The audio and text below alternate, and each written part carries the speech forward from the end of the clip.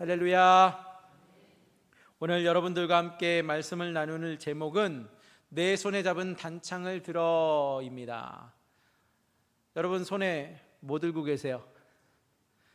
손에 단창 있으세요? 없으세요? 큰일인데. 오늘 말씀은요, 우리가 아이성의 하나님의 은혜로 다시 이스라엘이 점령하는, 이스라엘이 정복하는 말씀의 내용을 다루고 있습니다. 여러분, 여리고라고 하는 큰 성을 기적과 같이 정말 하나님이 은혜로, 그들은 아무 노력 없이 성이 함락되고 승리를 취하였습니다. 그러고 나서 아이성을 그들이 얕잡아 보았죠. 12,000명밖에 되지 않는 성이기 때문에 우리가 거뜬히 이기리라 생각을 하고 하나님께 묻거나 사인을 기다리는 제스처 없이 그들이 임의로 공격을 했다가 큰 낭패를 보았습니다. 그리고 그 아이성의 전투에서 패배했던 가장 뼈아픈 결과가 뭐였냐 하면, 이제 가나안을 정복해 나가야 할 이스라엘이 제대로 싸우기도 전에 그들의 마음이 녹아내렸다라는 게 문제였습니다. 이 상황 앞에 여호수아가 하나님 앞에 바짝 엎드렸지요. 하나님 앞에 엎드렸더니 그들이 패할 수밖에 없었던 원인이 무엇이었는지 하나님께서는 그들에게 말씀하여 주셨습니다. 그리고 지난주에 살펴본 대로 아골 골짜기를 거치면서 자신들이 하나님 앞에 스스로 거룩하게 깨끗하게 하는 과정을 지났습니다.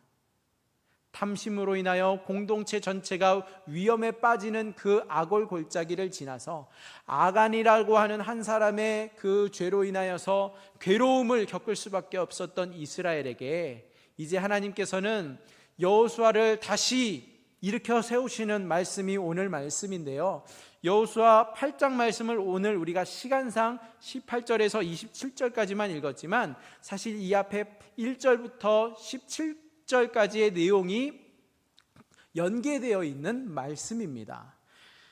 하나님께서 오늘 여호수아를 일으키시는데 크게는 세 가지로 하나님께서 역사하세요. 제일 먼저 하나님의 말씀이 임했습니다. 앞에 아이성을 공격하러 갔을 때에는 하나님의 말씀이 임하지 않았습니다. 그들의 생각으로 전진하였던 거였죠. 그런데 오늘 말씀에 큰 차이점이 있다면 하나님의 말씀이 임했다라는 거예요. 1절과 2절 우리가 읽지는 아니하였는데 한번 성경을 보시고 또 아니면 앞에 화면을 봐주시면 되겠는데요, 1절과 2절 말씀에 보면 이렇게 말씀합니다. 여호와께서 여호수아에게 이르시되 두려워하지 말라, 놀라지 말라. 군사를 다 거느리고 일어나 아이로 올라가라. 보라, 내가 아이 왕과 그의 백성과 그의 성읍과 그의 땅을 다 내 손에 넘겨주었으니. 아멘. 하나님께서 주시는 말씀인데요, 주목해서 보세요. 여호와께서 여호수아에게 하시는 말씀이 무엇입니까? 두려워하지 말라, 놀라지 말라입니다. 여러분, 이 말씀 낯이 익지 않습니까? 이미 여호수아에게 하나님께서 주셨던 말씀이에요. 어디서요? 1장에서 겪은 말씀입니다. 하나님께서 이제 이스라엘의 지도자로 여호수아를 모세의 후계자로 삼아서 일으켜 세우실 때에 주셨던 말씀이었죠. 그 말씀 내용이 뭐였다고요? 두려워하지 말라, 놀라지 말라. 근데 왜 이 여호수아 8장 이 시점에서 하나님께서 다시 여호수아에게 주시는 말씀일까요? 여호수아는 앞에 큰 패배를 경험했습니다. 이스라엘 전체가 마음이 녹아내리는 뼈 깎는 아픔을 겪었습니다. 그때에 여호수아는 하나님 앞에 바짝 엎드렸지요. 엎드렸을 때에 하나님께서 주시는 이 말씀은 굉장히 큰 의미가 있어요. 하나님의 말씀을 따라 스스로 온 백성이 아간의 죄를 회개하고 돌이킨 이스라엘입니다.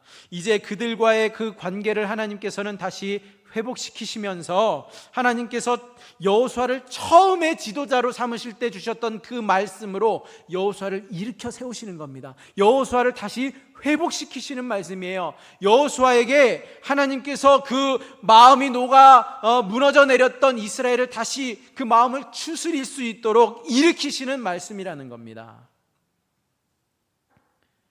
이 말씀을 1절과 2절 말씀을 자세히 살펴보면요, 하나님께서는 그에게 주시는 말씀 속에 약속이 바탕으로 깔려 있어요. 1절 보세요. 1절에 보라, 내가 아이 왕과 그의 백성과 그의 성읍과 그의 땅을 다 내 손에 넘겨주었으니, 아이성을 다 내 손에 넘겨주었다. 하나님께서 컨펌해 주고 계시는 거예요. 약속을 주고 계세요. 아직 싸우기 전이잖아요.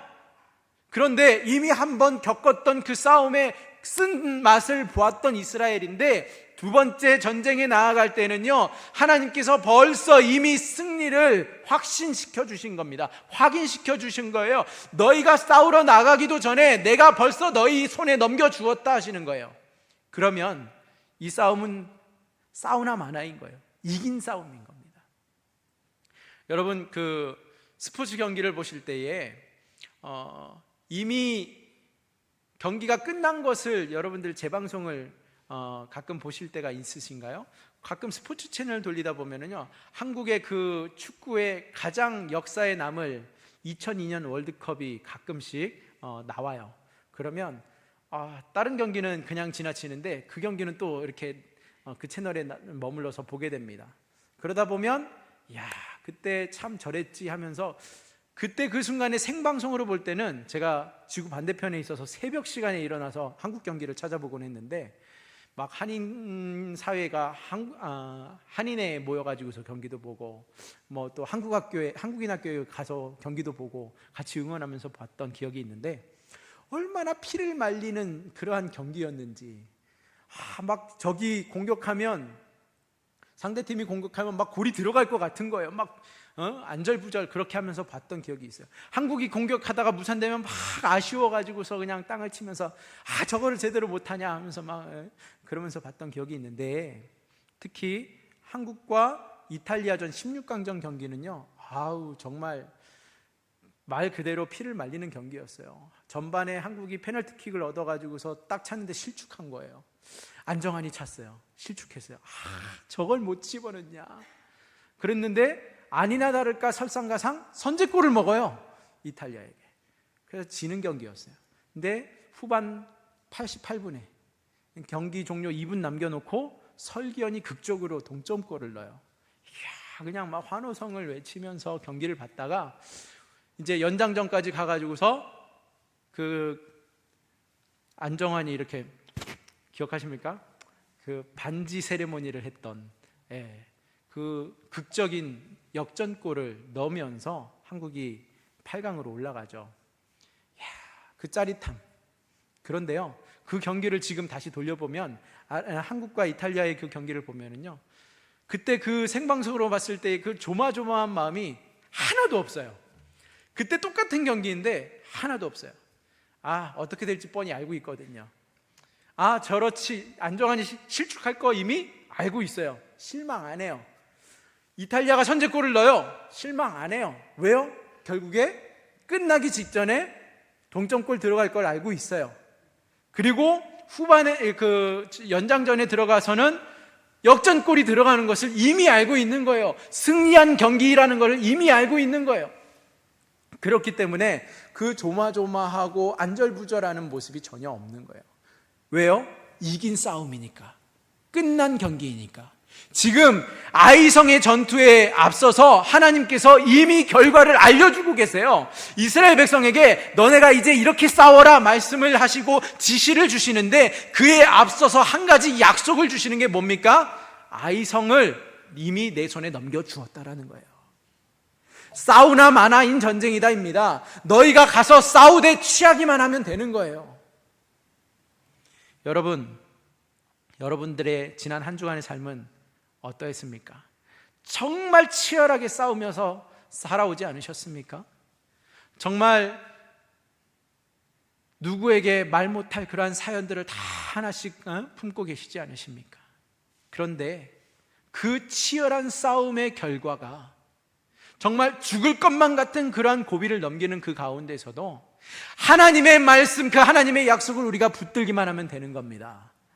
하나님이 무슨 말씀 주셨어요? 어떠한 약속 주셨어요? 아이성을 이미 내 손에 넘겨 주었다 약속하십니다. 그 문제가 하나님보다 크지 않습니다. 하나님을 바라보시기 바랍니다. 여호수아를 향하여서 하나님께서는 두려워하지 말라, 놀라지 말라 말씀을 하시면서 그에게 다시 초심을 갖게 하셨고, 그리고 그 다음에 하나님의 약속을 통하여 온 이스라엘이 그 무너져 내렸던 마음을 다시 추스리게 하셨습니다. 그러고서는 하나님께서는 구체적인 지시사항을 한 가지 주시죠. 그 구체적인 지시사항을 보면 무엇이냐? 2절 말씀에 보면 나오는데, 너는 아이성 뒤에 복병을 둘지니라 하셨습니다. 여리고 성을 그들이 돌 때는요, 사실 하나님께서 확인하고자 하셨던 것은 단 한 가지예요. 그들에게 어떠한 전략적인 지시사항을 주신 게 하나도 없어요. 그들에게 주의하여 지시하셨던 내용은 딱 한 가지입니다. 뭐였냐? 하나님의 말씀대로 순종하는가를 보셨습니다. 하나님의 말씀대로 순종만 하면 여리고성이 무너지는 거였어요. 그런데 지금 이 아이성의 전쟁에 있어서는 하나님께서는 구체적인 다른 지시사항을 주고 계세요. 뭐라고 말씀하세요? 매복해라, 복병을 두어라, 아이성 뒤편에 숨겨라 라는 거였어요. 그러면 이 여리고와 아이성 간의 그 전투의 가장 근본적인 차이점이 무엇이냐?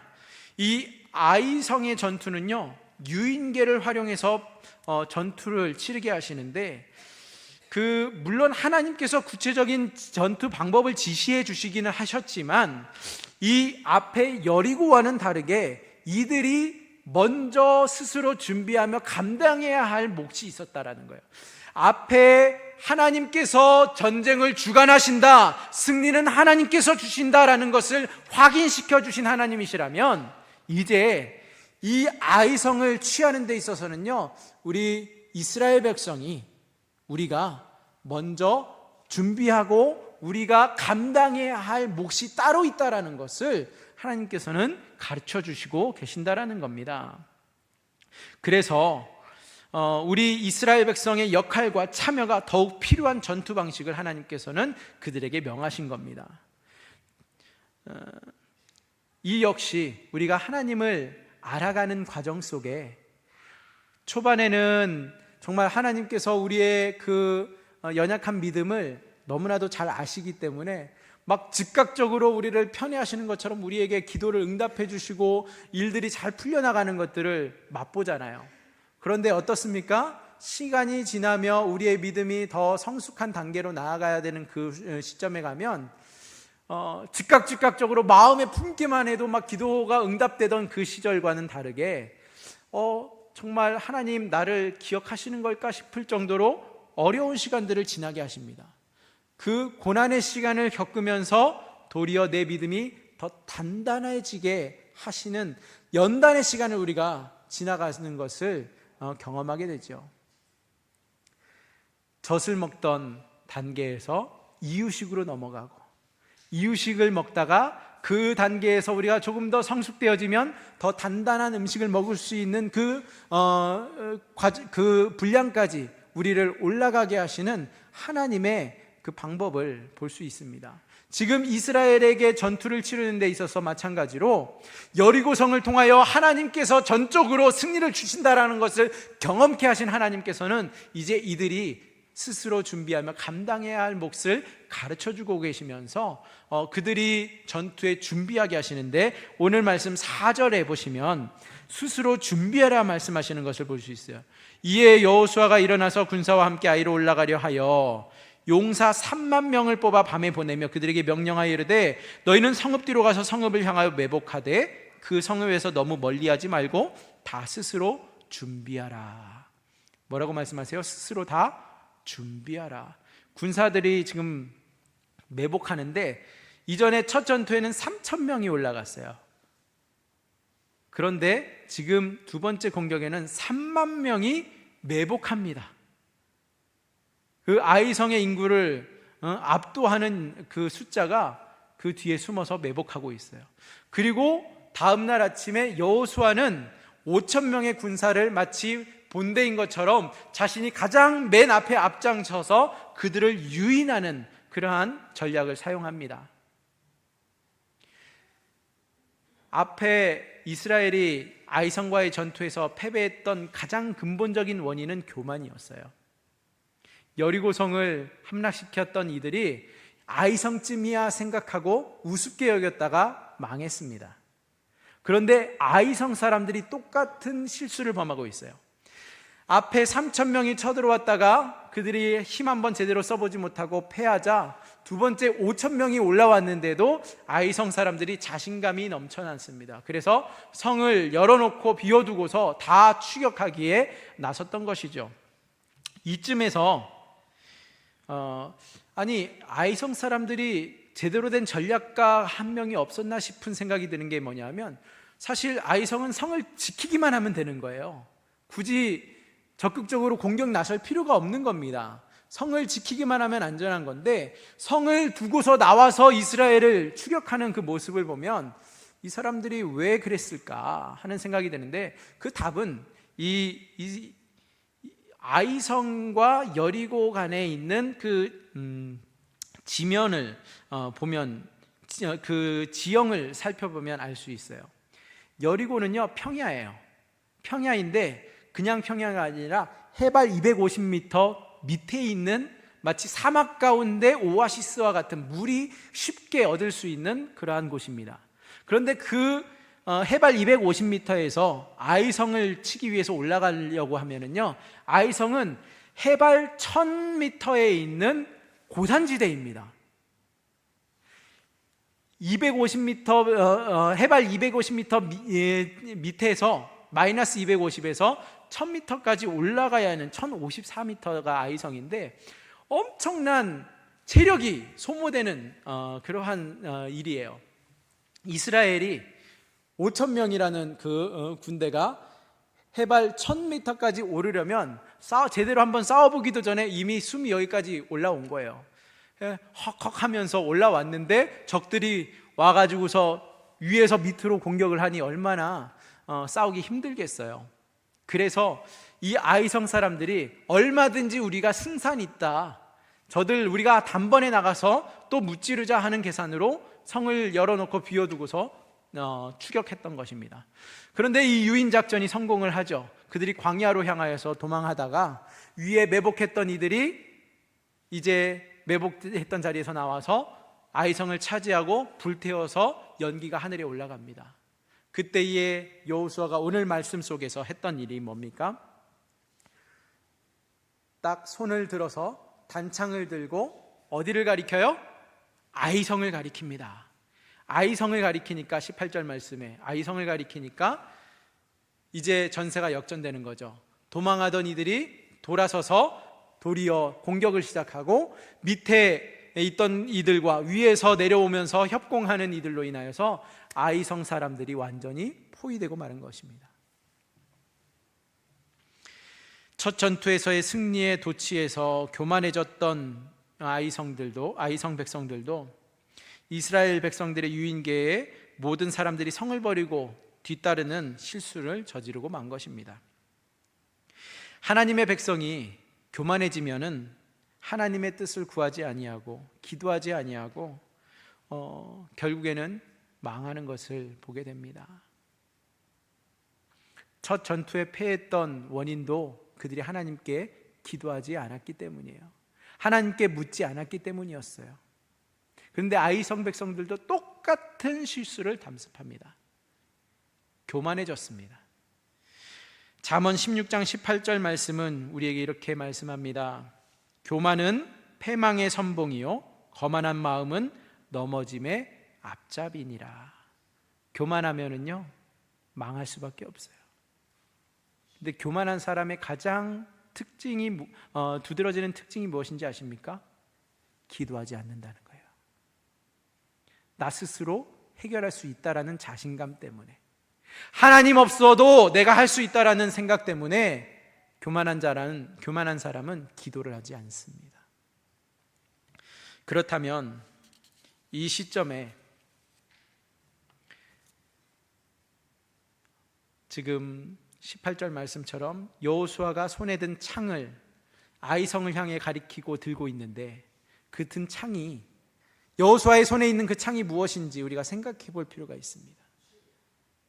그 창은 무엇이었을까? 여러분들의 손에도 반드시 잡고 있어야 할 창이 있는데, 그 단창이 과연 무엇이냐? 바로 18절의 말씀에 내 손에 잡은 단창을 들어 아이를 가리키라. 내가 이 성읍을 내 손에 넘겨주리라.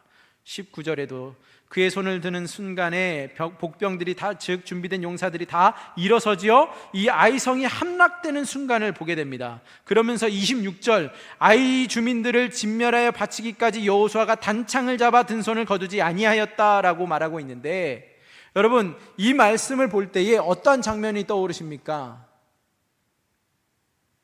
바로 출애굽기 17장에 나오는 모세가 이미 보여주었던 아말렉과의 전쟁의 모습입니다.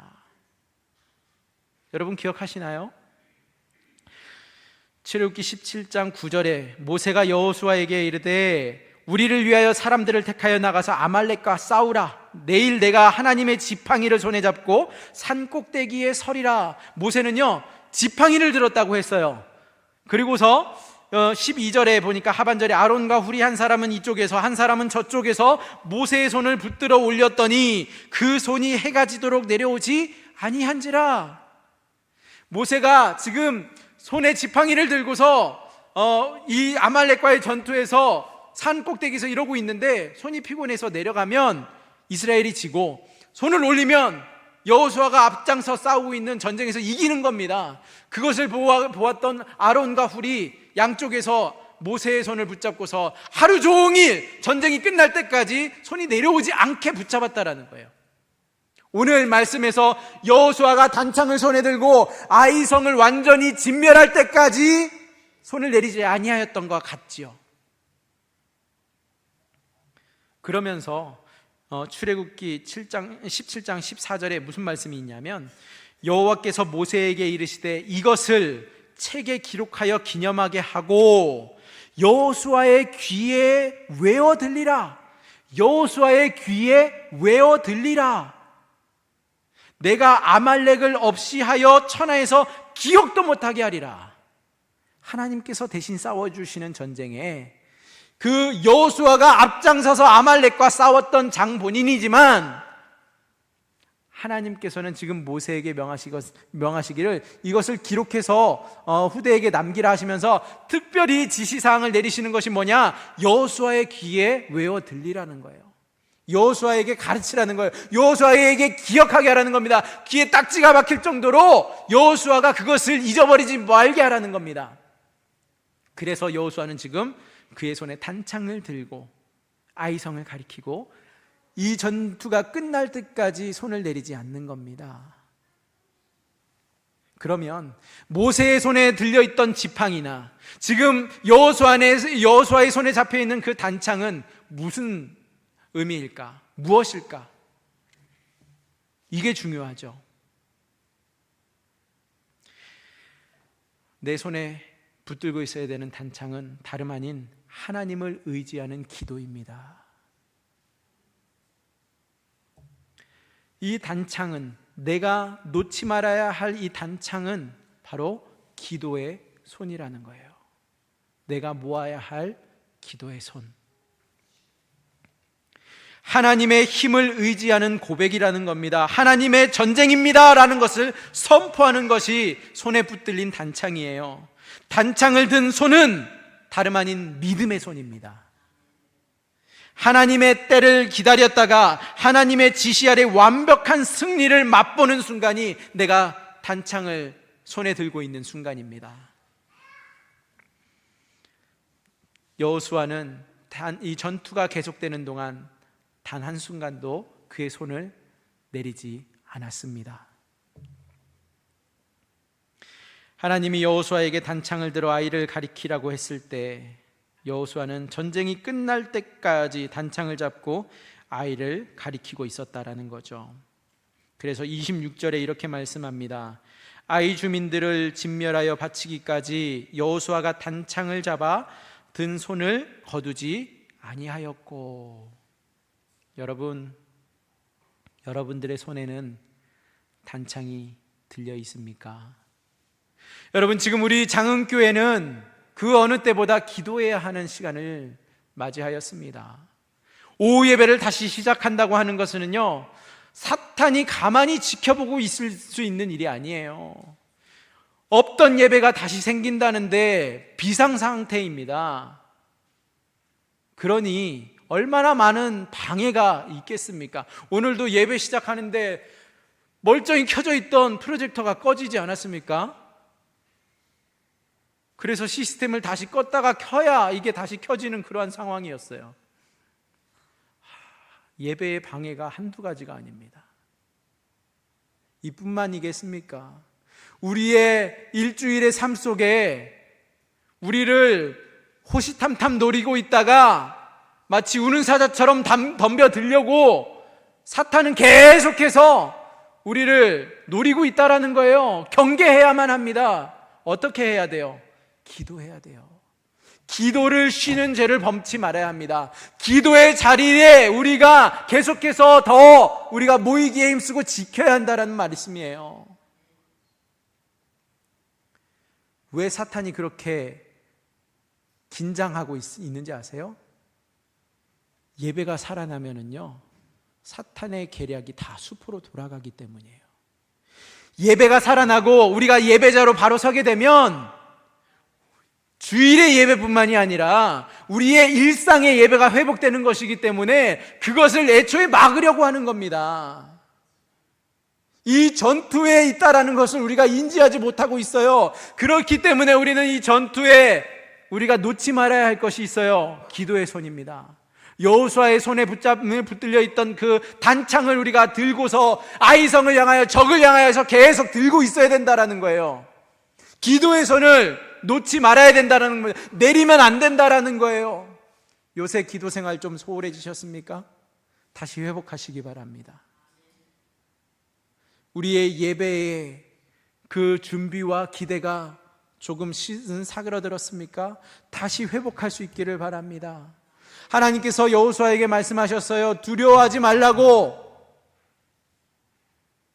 여러분, 악한 마귀 사탄의 공격이 아무리 거세다 하여도 하나님 앞에 원수가 되지 못합니다. 적이 되지 못해요. 두려워하지 마십시오. 놀라지 말라 하셨어요. 올 것이 왔구나 여기시고 기도로 맞서 싸우시기 바랍니다. 승리를 이미 약속하시지 않으셨습니까? 그 승리를 취할 수 있는 저와 여러분이 될 수 있기를 주님의 이름으로 축복합니다. 하나님 아버지 감사합니다. 하나님, 우리 손에 든 단창을 다시 한번 점검합니다. 확인합니다. 피곤하여 내려졌던 손이 하나님 다시 올라가야 할 것을 깨닫습니다. 하나님, 소홀히 했던 기도의 생활이 다시 회복되어야 할 순간임을 고백합니다.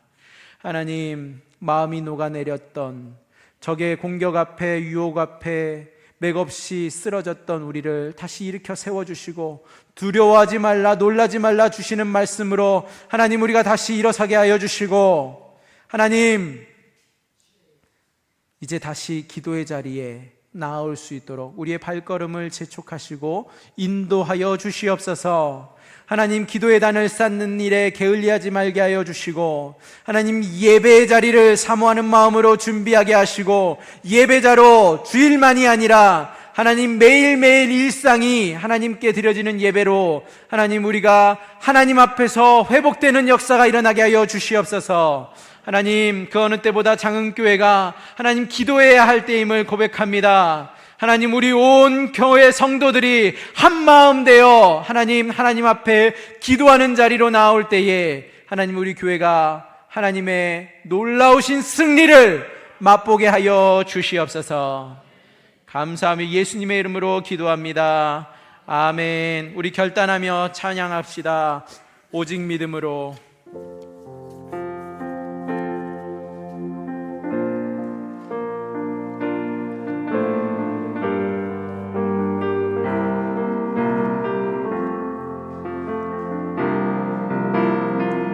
세상은 들리고 사람들은 변하여도 나는 주를 섬기리. 아멘. 주님의 사랑은 영원히 변하지 않네. 나는 주를 신뢰해. 오직 믿음으로, 오직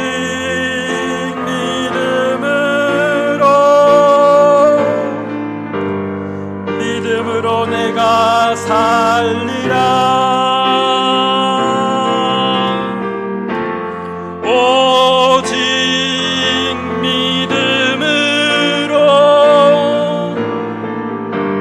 믿음으로 내가 살리라. 믿음 흔들리고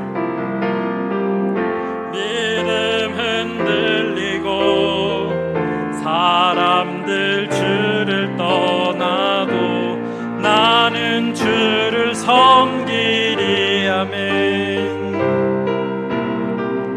주님의 나라는 영원히 쇠하지 않네. 나는 주를 신뢰해. 아멘. 오직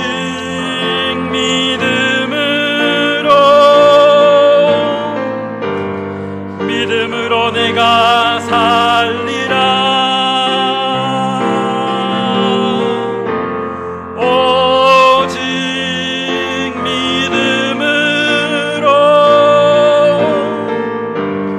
믿음으로 내가 살리. 오직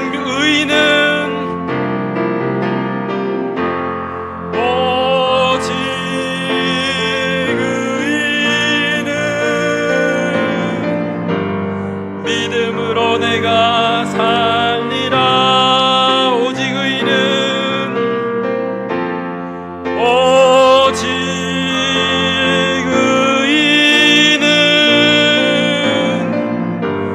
믿음으로 말미암아 살리라.